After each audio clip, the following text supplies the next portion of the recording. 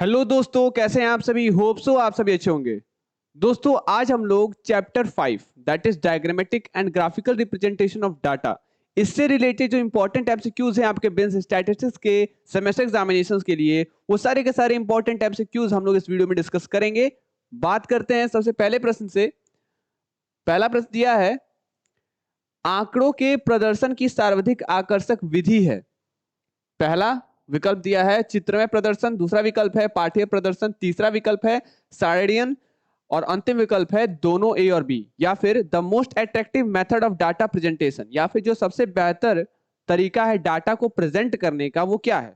क्या वो डायग्रामेटिक है, क्या वो टेक्सचुअल है, टेबुलर है, या फिर दोनों ही है, ए और बी। तो अगर हम लोगों को अट्रैक्टिव या फिर कोई भी चीज को अट्रैक्टिव दिखाना है, आप क्या करोगे? आप टेबल बना दोगे? क्या टेबल से कोई अट्रैक्ट होगा? नहीं होने वाला। क्या वो आप कुछ लिख दोगे अच्छा सा, उससे अट्रैक्ट हो जाएगा? नहीं। अट्रैक्ट आप वो किससे होगा? आप अगर उसको कोई फिगर या डायग्राम या कोई चार्ट वगैरह दिखाओगे तो उससे अट्रैक्ट होने के चांसेस हैं। यानी कि अट्रैक्ट होने के लिए आपको डायग्राम बनाना जरूरी है। यानी किसी भी चीज को अट्रैक्टिव करने के लिए आपको डायग्राम बनाना जरूरी है, फिगर बनाना जरूरी है। तो डायग्रामेटिक या फिर चित्रमय प्रदर्शन आंकड़ों के प्रदर्शन को सर्वाधिक आकर्षक विधि है। अगला प्रश्न देखिए, एक दंड चित्र में दंड क्या होता है? पहला विकल्प है क्षैतिज, दूसरा विकल्प है ऊर्ध्वाधर, तीसरा विकल्प है दोनों ए और बी, और अंतिम विकल्प है इनमें से कोई नहीं। या फिर in a bar diagram the bars are horizontal vertical both A and B, या लास्ट ऑप्शन है नन ऑफ दिस। हम लोग बार को कैसे रिप्रेजेंट करते हैं? बार को हम लोग ऐसे रिप्रेजेंट करते हैं, ठीक है, ऐसे रिप्रेजेंट करते हैं। तो ये क्या है आपका? ये आपका वर्टिकल है। क्यों वर्टिकल है? हॉरिजॉन्टल तो होता नहीं है। हॉरिजॉन्टल भी होता है, हॉरिजॉन्टल भी हम लोग इसको रिप्रेजेंट करते हैं। हॉरिजॉन्टल भी हम लोग इसको रिप्रेजेंट करते हैं। आप डाटा बहुत सारे देख सकते हो जिसमें कि इस तरीके से आपको डाटाज या फिर ग्राफ्स मिलेंगे। ठीक है, data in the form of graphs आपको मिलेंगे। ठीक है, ऐसे भी आपका डाटा मिलता है। यानी कि ये वर्टिकल हो गया और ये हॉरिजॉन्टल हो गया, यानी कि दोनों। ठीक है, यानी कि ऑप्शन सी, सॉरी कहाँ था, एक मिनट, इसका ऑप्शन क्या होगा? इसका ऑप्शन होगा ऑल ऑफ द अबव, और चौथे वाले का ऑप्शन क्या होगा? इसका ऑप्शन होगा, अच्छा दूसरा था ना, एक मिनट, दूसरा क्या था? In bar diagram the bars are both A and B. यानी कि जो आपके दंड होते हैं वो दोनों होते हैं आपके अ, ऊर्ध्वाधर ऊर्ध्वाधर और ऊर्ध्वाधर और क्षैतिज दोनों होते हैं। मतलब वर्टिकल और हॉरिजॉन्टल दोनों होते हैं। ठीक है, वर्टिकल हॉरिजॉन्टल दोनों होते हैं। Option C. अगला प्रश्न दिया है कि आंकड़ों का चित्रमय प्रदर्शन निम्न द्वारा किया जाता है। यानी कि डायग्रामेटिक रिप्रेजेंटेशन डाटा का किसके द्वारा किया जाता है? तस्वीरों से, चार्ट से, किसी डायग्राम से, या फिर चित्रों से, या उपरोक्त सभी से।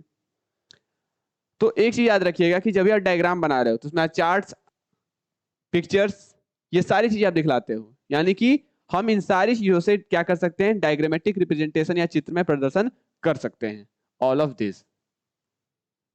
अगला प्रश्न, अगला प्रश्न दिया है कि निम्न में किसकी गणना चित्र की मदद से नहीं की जा सकती है? यानी कि which of the following can not be calculated by graphic method. मैंने पहले भी अपने इंपॉर्टेंट एमसीक्यूज के सीरीज में हम लोगों ने देखा है, और ये भी हमारे इंपॉर्टेंट एमसीक्यूज का जो सीरीज है इसमें भी आप देख लीजिए कि ये जो क्वेश्चन है बहुत ज्यादा इंपॉर्टेंट है। यहाँ पे क्वेश्चन ये पूछा है कि ग्राफिक मेथड के थ्रू हम लोग, ग्राफिक मेथड के थ्रू हम लोग क्या चीज कैलकुलेट नहीं कर सकते? हम लोग मीन कैलकुलेट नहीं कर सकते हैं, मीडियन कैलकुलेट नहीं कर सकते हैं, मोड कैलकुलेट नहीं कर सकते हैं। माध्य और बहुलक, इन तीनों में से क्या नहीं कैलकुलेट कर सकते हैं? हम लोग मोड कैलकुलेट कर सकते हैं, हम लोग मीडियन भी कैलकुलेट कर सकते हैं, लेकिन मीन नहीं कैलकुलेट कर सकते हैं ग्राफिक मेथड से। ठीक है, यानी कि हम लोग चित्र की मदद से हम लोग क्या नहीं कैलकुलेट कर सकते हैं? माध्य या फिर मीन। द्विमा वाले चित्र होते हैं या फिर टू डायमेंशनल डायग्राम्स क्या होते हैं? अब मैंने बताया था आपको 2D डायग्राम कैसे होंगे। अच्छा, क्यूब क्यूबॉइड क्या होगा? कमेंट बॉक्स में कमेंट कीजिएगा, क्यूब और क्यूबॉइड ये कैसे शेप्स हैं? कमेंट बॉक्स से कमेंट आ जाना चाहिए आप सभी का, मैंने पहले ही बताया है। और ये बताइए क्या कि वन डायमेंशनल फिगर क्या एग्जिस्ट करता है? अगर एग्जिस्ट करता है तो बताइए कौन से वो दो फिगर्स हैं जो कि वन डायमेंशनल डायग्राम के एग्जांपल्स हो सकते हैं। ठीक है, तो ये जरूर बताइएगा। तो इसमें क्या है, द्विमा वाले चित्र क्या होते हैं? द्विमा वाले चित्र जो होते हैं वो रेक्टेंगुलर भी होता है, स्क्वायर भी होता है, यानी कि both A and B option आपका सही माना जाएगा, बोथ ए एंड बी। ठीक है, ऑप्शन सी, ऑप्शन सी। कौन केवल रेखीय पत्र पर ही बनाया जा सकता है, या फिर किसको हम लोग केवल ग्राफ पेपर पे ही प्रिपेयर कर सकते हैं? Which can be prepared only on graph paper. आप क्या बोलेंगे? अभी यही बोलोगे, ग्राफ को, यानी ग्राफ पेपर पे केवल आप ग्राफ को ही प्रेजेंट कर सकते हो, ऐसा मत सोचना कि डायग्राम को भी, डायग्राम नहीं बना देना कभी ग्राफ पेपर पे। बेसिकली हम लोग, आप लोग भी अभी भी ग्राफ बुक किससे ले लेते हो? ग्राफ बनाने के लिए। चित्र अगर बनाना रहता तो ड्राइंग वाला नोटबुक नहीं है, उस पर चित्र बना लेंगे, ग्राफ की क्या जरूरत है? या फिर कोई भी A4 साइज पेपर लेंगे, उस पर बना लेंगे, चित्रकारी कर देंगे। तो चित्र बनाने के लिए भाई ग्राफ पेपर क्यों लेंगे? कोई चित्र बनाने के लिए ग्राफ पेपर लेता है? नहीं लेता है। अब जो लेता है उसके भाई, अब लोगों के अलग अलग नशे हैं, कोई चित्र बना रहा है ग्राफ पे, कोई ग्राफ को ड्राइंग वाली नोटबुक बना दे रहा है, तो यही चीज है। लेकिन ग्राफ पेपर पे बेसिकली ग्राफ ही बनता है। ठीक है, अगला प्रश्न, कौन विशेष रूप से स्थानीय श्रेणियों के प्रदर्शन के लिए ही प्रयोग किया जाता है, या फिर which is specially use for presentation for special series? क्या ग्राफ, क्या डायग्राम, क्या दोनों ही, यानी कि रेखा चित्र, चित्र या उपयुक्त दोनों, या फिर इनमें से कोई नहीं? तो देखिए, स्पेशल सीरीज के प्रेजेंटेशन के लिए स्पेशली यूज किया जाता है ग्राफ और डायग्राम दोनों ही। ठीक है, कोई स्पेशल सीरीज है तो उसके लिए हम लोग ग्राफ और डायग्राम दोनों का ही यूज करते हैं, ग्राफ और डायग्राम दोनों का, यानी कि ऑप्शन सी। अगला प्रश्न है, दंड चित्र में आधार रेखा क्या होती है? यानी कि बार डायग्राम में बेस लाइन क्या होता है? अब बार डायग्राम बनाते हैं। देखिए, हिस्टोग्राम ही बना देते हैं। ठीक है,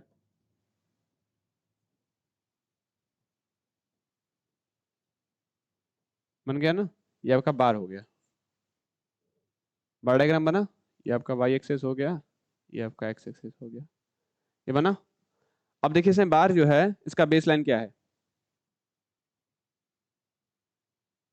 तो बार डायग्राम में इसका बेस लाइन क्या है? ये आपका बेस लाइन नहीं है, ये आपका हाइट लाइन है या लेंथ लाइन है। बेस इसका क्या है? बेस ये रहा। और बेस लाइन कैसा है? हॉरिजॉन्टल है। क्या है?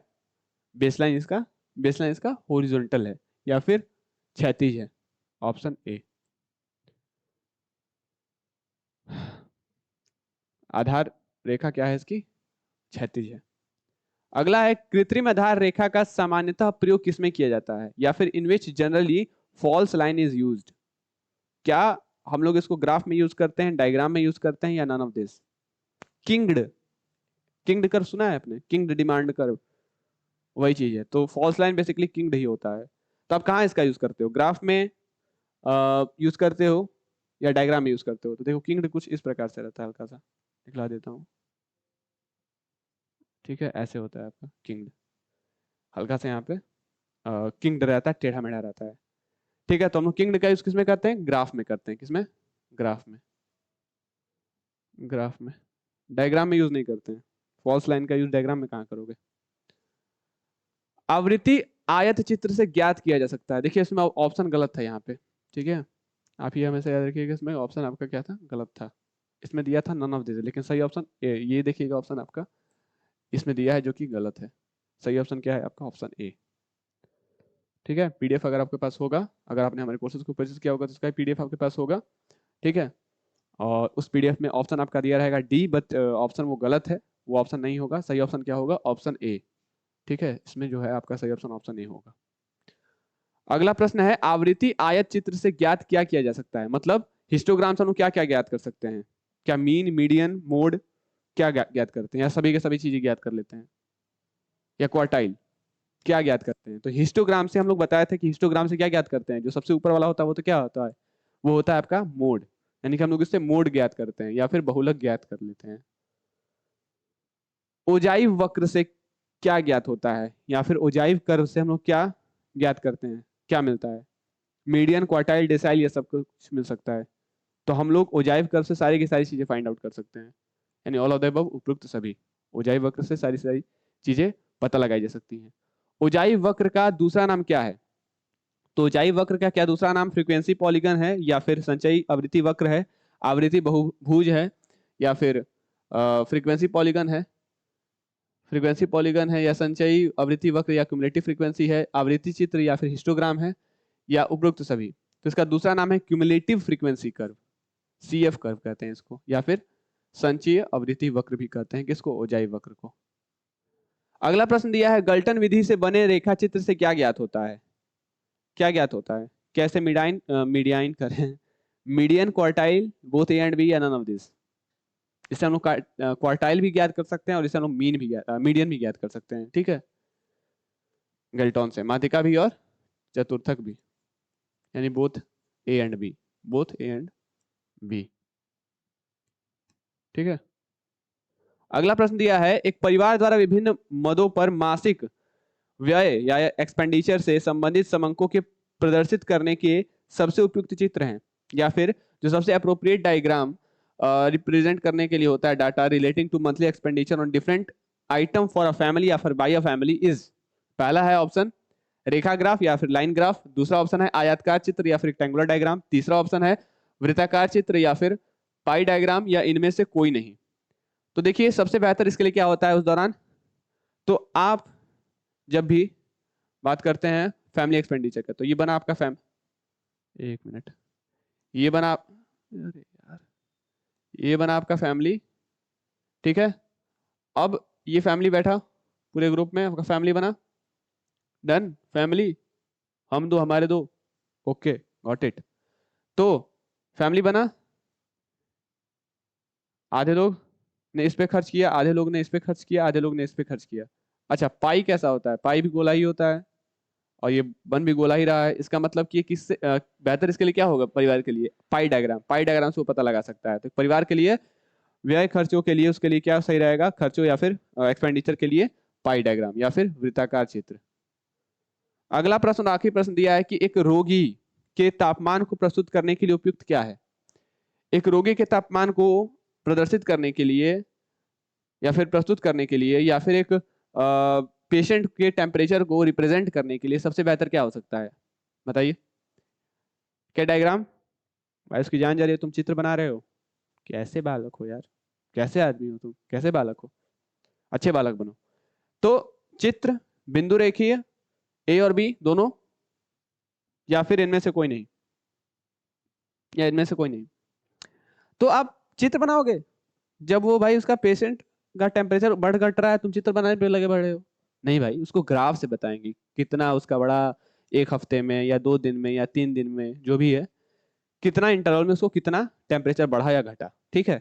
यानी कि आप उसको ग्राफ के थ्रू रिप्रेजेंट करोगे या फिर बिंदु रेखीय द्वारा इसको प्रदर्शित करोगे।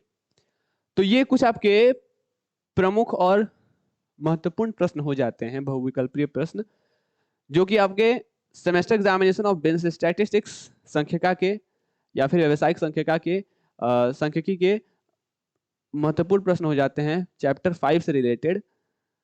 सो होप ये सारी बातें आपको समझ में आ गई होंगी। कोई भी क्वेरी होगा कमेंट बॉक्स में कमेंट कर देना, या फिर हमारे दिए गए नंबर पर संपर्क कर सकते हैं, कॉल कर सकते हैं, कांटेक्ट कर सकते हैं। So till then stay tuned with Commerce Nation, and तब तक के लिए आप सभी को धन्यवाद।